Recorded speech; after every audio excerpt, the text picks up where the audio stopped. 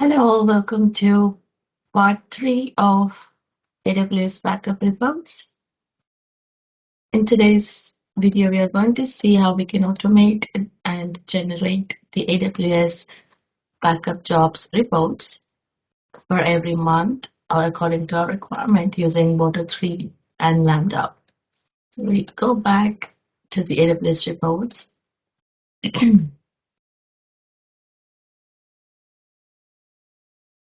And you can see, as we discussed earlier, we can only get 24-hour report every day using the reports plan on the console.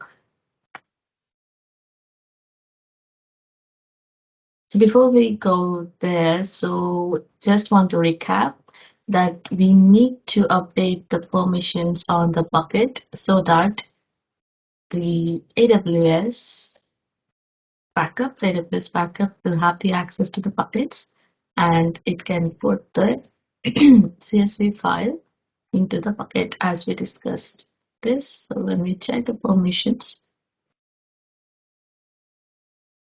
we already have this permission available.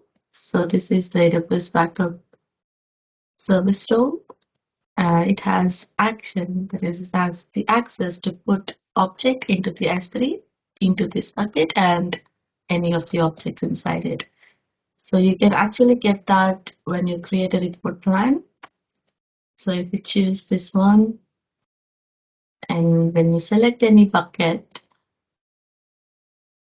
here you'll get to copy the permissions. So you can copy these permissions and you can paste them in the S3 bucket permissions. So this is the first step that we have to complete to achieve this. And next we have to create a lambda function. So I'll go through the lambda function, but before that, as we discussed before, we need to call API with AWS list backup jobs. So we are going to search and we are going to get the API call in the PART3. So list backup jobs, this is the one that we're going to use. But to get to this document, you can just go and type PART3 AWS list backup jobs. So when you click on this one, we will be taken to this one. So we're using client. So this has to be inputted into our lambda function. So when we go ahead and can check, continue. So we are going to import PART3 and we are going to use the client backup. So once we got this, we are going to check where we have the list backup jobs API call. This is a function. So we need to use this request syntax to get our results. So I have just used this, and it also has all these filter details which you can use to get the exact requirement in the report. So you can use the resource ARN by state if it is created, running, aborted, or completed. Also, you can filter out by vault name and by create date before. If you need something in between dates for like 10 days or 20 days, something like that, you can provide this as an input in the request so that you can get the requested output. So what I have done here, I need 30 days backup. So I have taken the current date and then I have calculated the days before using the time delta option in Python.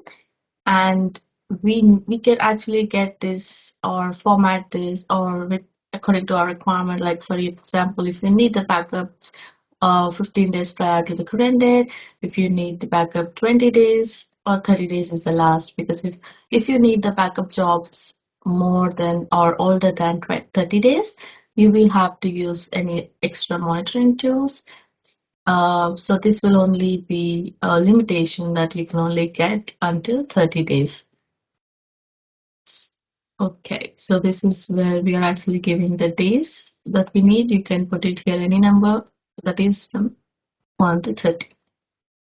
And then we are going to define, because I'm converting that into an Excel file, and then I'm going to put it in the S3 bucket.